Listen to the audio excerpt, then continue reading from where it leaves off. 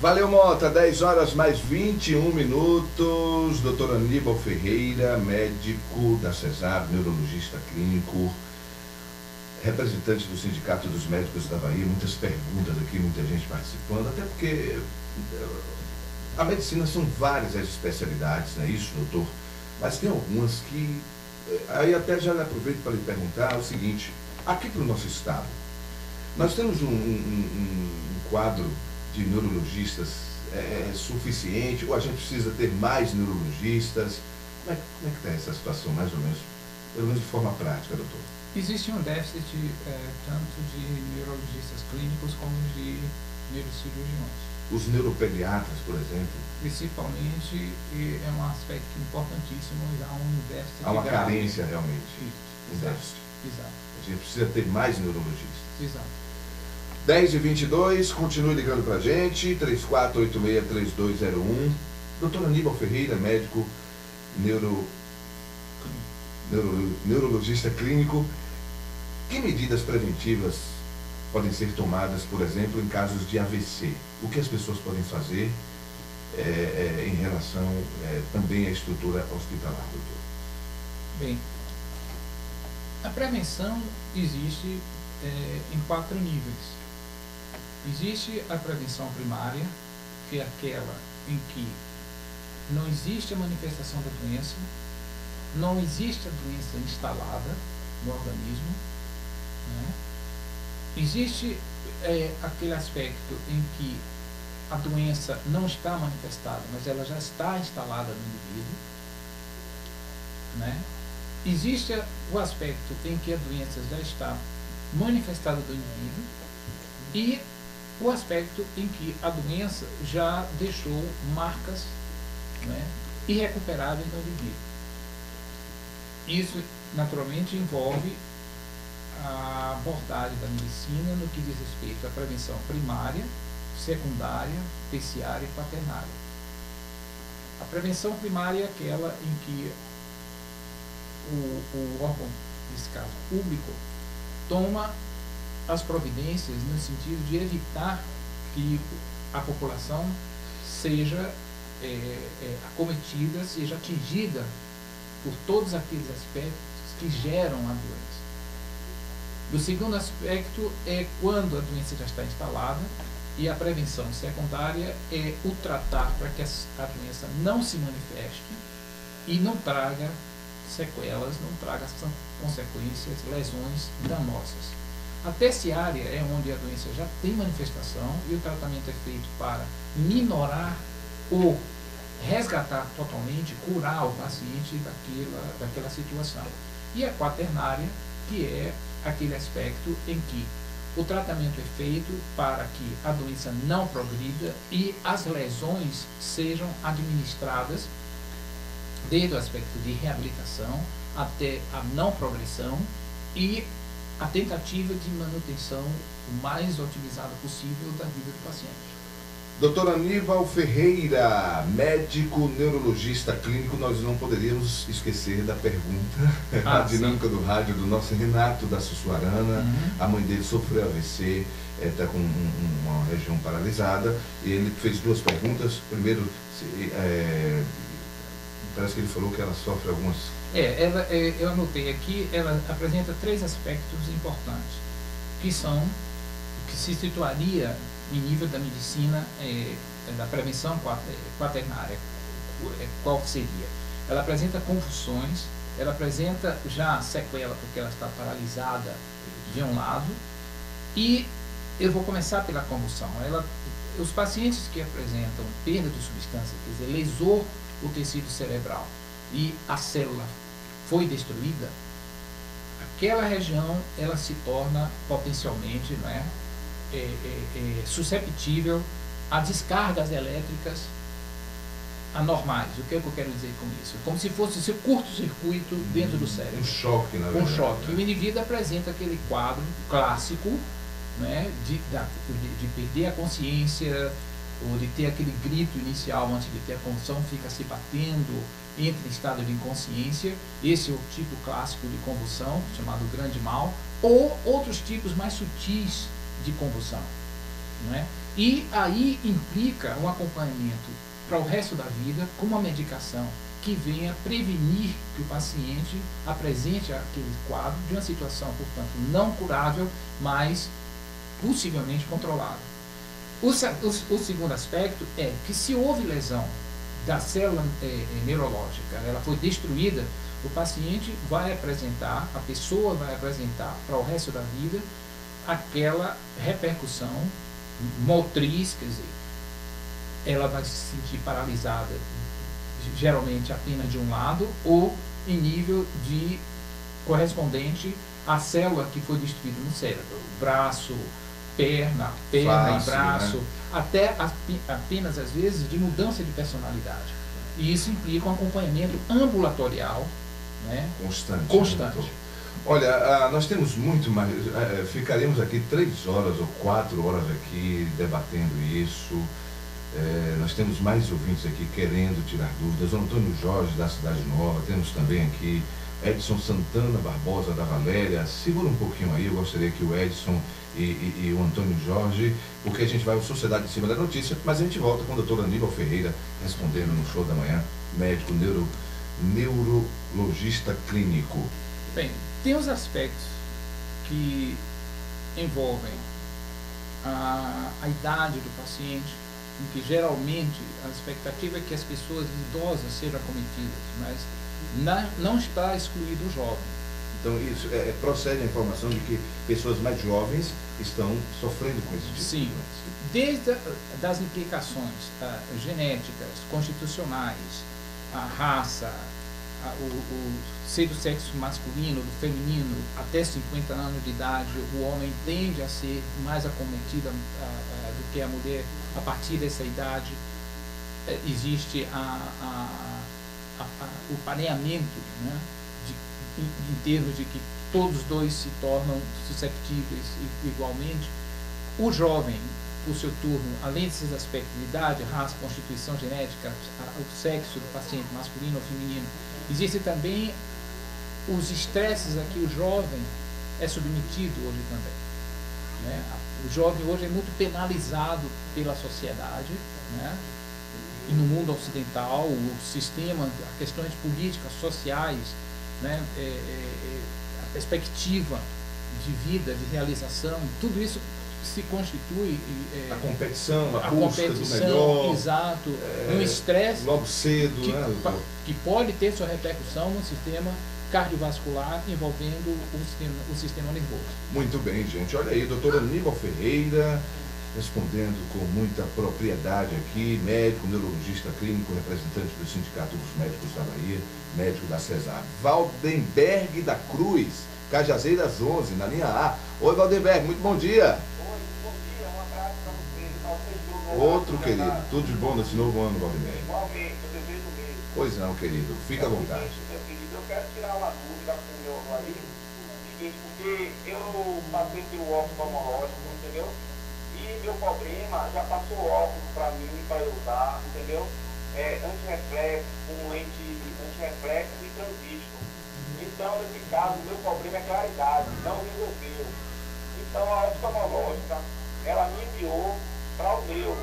Agora, eu não sei se é o neuro clínico ou não sei qual é o tipo de neuro. Eu gostaria que o neuro me desse uma informação sobre essa pergunta que eu quero fazer, em relação ao que é que tem a ver esse problema que eu estou na claridade, que a vista fica fechando, entendeu? Eu gostaria de saber se tem alguma coisa a ver com o neurologista. Ok, Valdenberg, doutor Aníbal.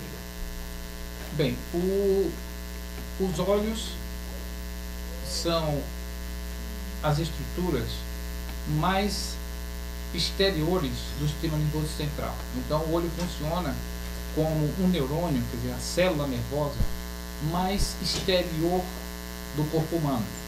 Então, qualquer acometimento, qualquer coisa que aconteça com o olho, até provar em contrário, pode ter uma implicação neurológica, né, com uma manifestação aguda, quer dizer, uma situação emergencial, né, em que a vida do paciente pode estar em perigo, urgencial, na medida que esteja promovendo, suscitando uma situação de sofrimento insuportável, ou uma situação crônica que tem que ser submetida a um estudo.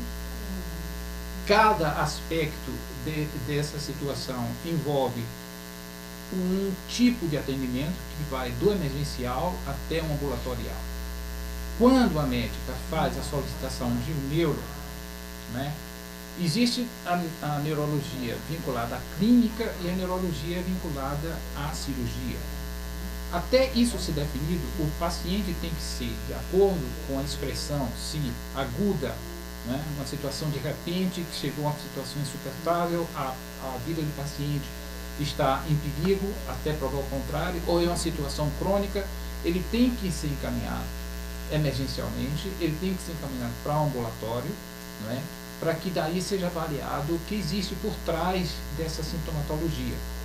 Porque o sintoma, ele é uma expressão, não é, de uma situação que está ocorrendo com o organismo, nesse caso o sistema nervoso central, e para ser definido se é situação clínica ou cirúrgica, ele terá que ser encaminhado aos serviços de competência de acordo com a avaliação do médico ou da médica que encaminhar esse paciente. Muito bem, obrigado. Agradecer o Valdenberg, de Cajazeiras 11, fazendo a pergunta também aqui. Hoje, doutor Aníbal Ferreira, médico neurologista clínico, representando aí o Sindmed, o Sindicato dos Médicos da Bahia, todas as quintas-feiras, o médico em sua casa. Nós temos uma pergunta aqui, doutor, da Maristela, aqui de Salvador. Bom dia, Valdo. Tenho neurofralgia, já tomei muitos remédios e atualmente estou tomando um remédio chamado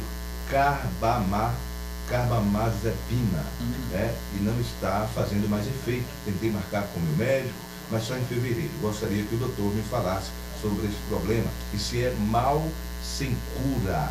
Tenho tido muitas crises, gostaria que o doutor me orientasse. Bem, antes de mais nada, a questão de levantamento de dados se impõe. Por quê? Ela está tomando uma medicação carbamazepina, que é uma medicação específica para a neuralgia, né? Que é a neuralgia do trigêmeo, que é realmente um quadro lancinante, que o sofrimento é muito grande.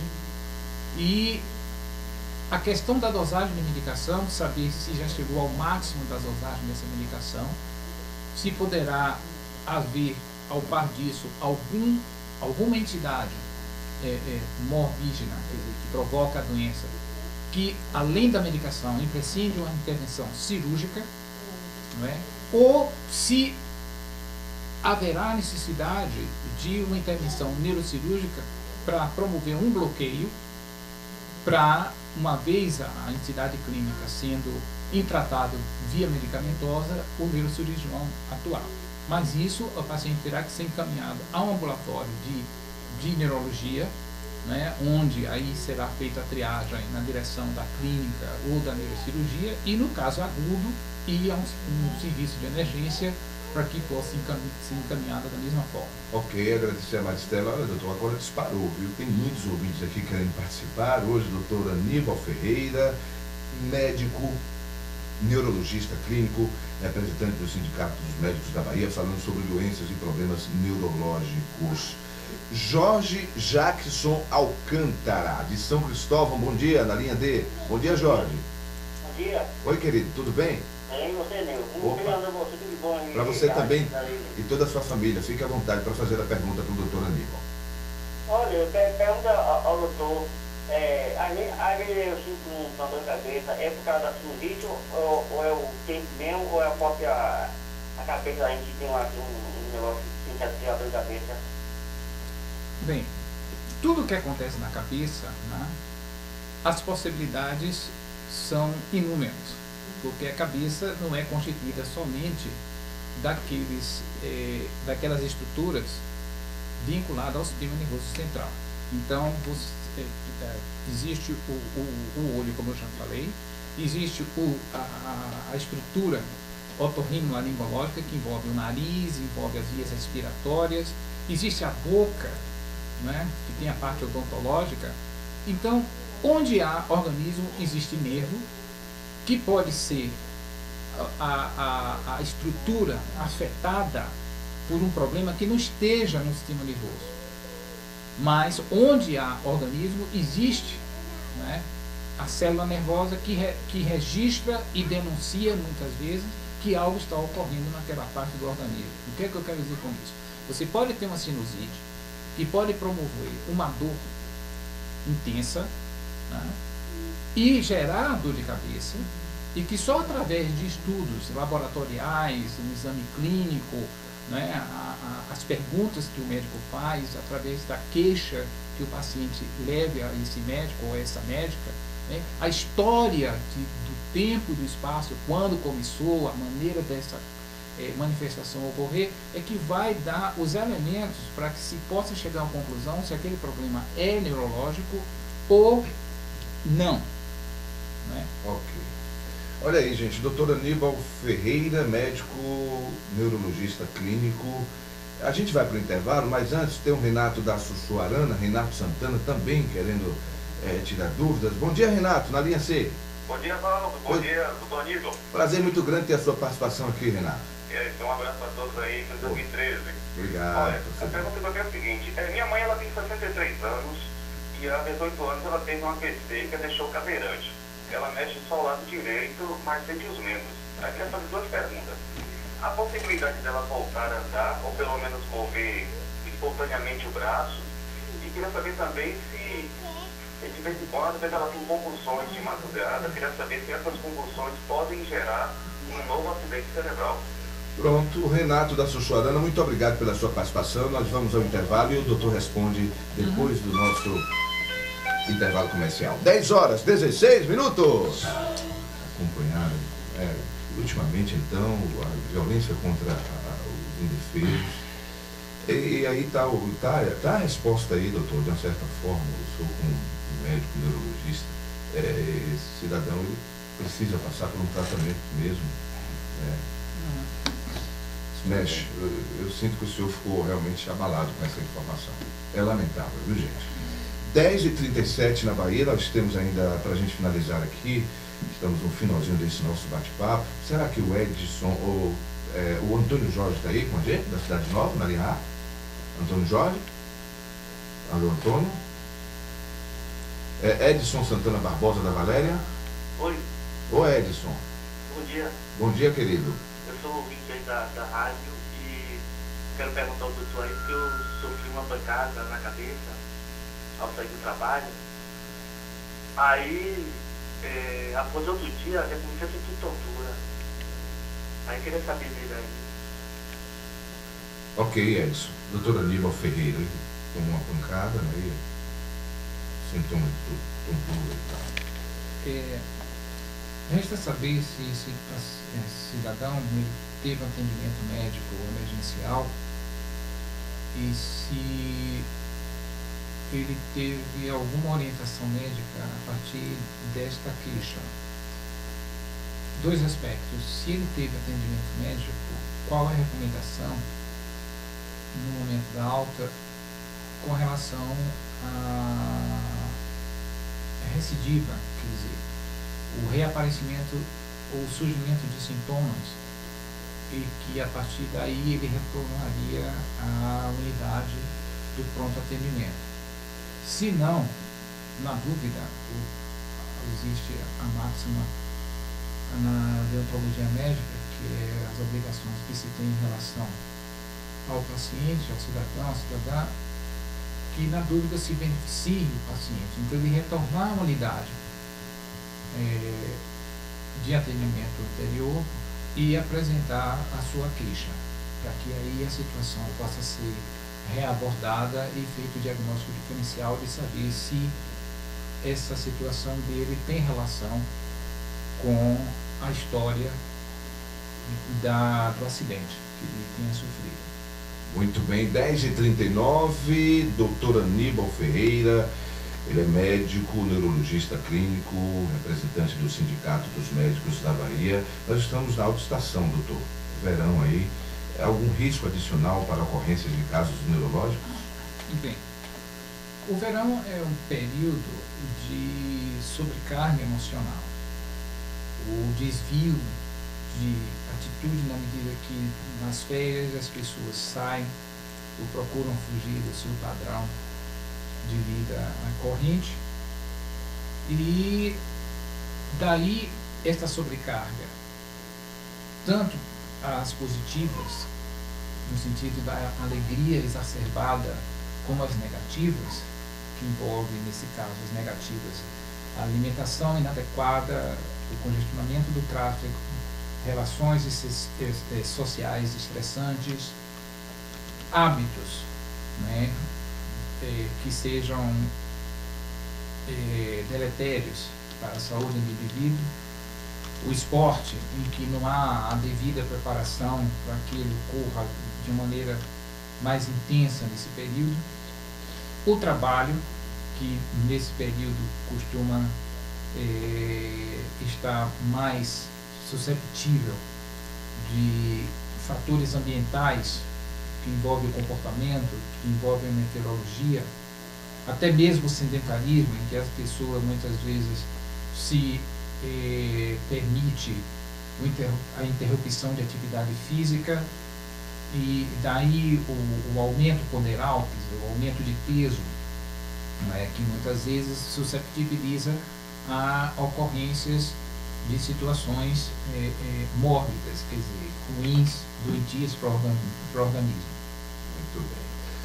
Doutor, nós estamos já no finalzinho, mas para finalizar aqui, nós temos uma mensagem de São Luís do Maranhão, o nosso Miguel de Oliveira.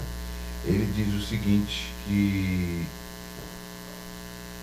o que ocorre com o tremor essencial, meu avô, minha avó tinha, meu pai também, meu pai treme. Ele pergunta se o tremor essencial é hereditário. O que seria o tremor essencial? O próprio histórico do que ele apresenta já fala por si, existindo um fator, então, possivelmente genético, e que seja responsável por esse tremor essencial. Seria na prática, assim, para a gente situar para o ouvinte, as pessoas que tremem a cabeça? Não, tem a doença de Parkinson, né, que é a deficiência de dopamina, uma substância produzida no cérebro que é responsável pelo controle dos movimentos, a estabilidade dos movimentos. Existe o parkinsonismo, né, que é uma situação análoga e que aí é provocado por doenças que afetam as regiões que produzem, que tem a ver com a dopamina, e tem o tremor essencial, que não tem causa determinada e que se apresenta em determinados indivíduos e uma relação hereditária, e de uma forma benigna. Muito bem, felizmente chegou aqui o nosso horário. Doutor Aníbal Ferreira, médico da CESAB, neurologista clínico, representante do Sindicato dos Médicos da Bahia, hoje falando sobre doenças e problemas neurológicos. Eu gostaria de desejar aí um novo ano de muita saúde, de muita paz, de parabenizar pela sua competência. Afinal, a gente conversava aqui em off, são mais de 30 anos dedicados à medicina neurológica, doutor. E isso, a resposta está aí, né, da competência, da vivência, né, principalmente nessa profissão tão nobre, né, a qual admiro muito. E o senhor tem muita história para contar, realmente, muita experiência para nos passar aqui. Eu só desejo boa sorte para o senhor aí nesse novo ano, doutor. Muita saúde. E eu tenho a agradecer a oportunidade de trazer uma mensagem através das apreciações suscitadas pelas perguntas inteligentes e muito pertinentes às necessidades e às expectativas da comunidade. Um programa de peso, entendeu? É um recurso que a comunidade tem e que não pode perder sempre a oportunidade de fazer do seu programa uma alternativa de aprimoramento, né, espiritual, a solidariedade humana, o respeito, né, do ser humano para com o outro, né, que uma crise mundial e com as suas repercussões locais e vice-versa, né? Então é importante a questão da cidadania, né, no sentido de o indivíduo assumir os seus direitos, entender os seus deveres para consigo e para com o próximo, porque sem o compromisso consigo mesmo e sem um compromisso com o próximo, não há a felicidade, não há uma sociedade sadia. É aí que a gente, infelizmente, é o tempo já, mas aí é que a gente já começa a entrar dentro daquele assunto que a gente falava em off aqui, sobre a gente está muito voltado, às vezes, para a doença, mas sem analisar de forma teórica o que causaria a doença e o que é saúde, não é isso, doutor? O conceito de Esses saúde, dois conceitos. Perfeito. O conceito de saúde, só para a gente fechar bem envolve rapidinho, o bem-estar físico, quer dizer, a alma estar bem, né? O físico, o organismo está bem, com as devidas prevenções, o social está bem, e eu acrescento, o político está bem. Eu creio que a política é um fator que implica, não é, a saúde de uma forma profunda, deixando decisiva. as pessoas doentes também. Então, eu denominaria a politicopatia, Olha aí. politicopatia, que é um fator tão grave como um câncer, por exemplo. Né? Eu acredito e concordo plenamente com a sua observação. E tem as suas metástases. Parabéns mais uma vez, viu, doutora Aníbal? Muita sorte, muita saúde nesse novo ano, o que mais a gente pede, né? Nesse comecinho de ano. Tivemos uma palestra, viu, gente? Eu gosto, eu admiro muito quando vejo um profissional competente responder de forma tão bacana aqui para os nossos ouvintes esse assunto tão importante. Parabéns, meu doutor. E até a próxima. 10h46 na Bahia. Doutor, que show, né?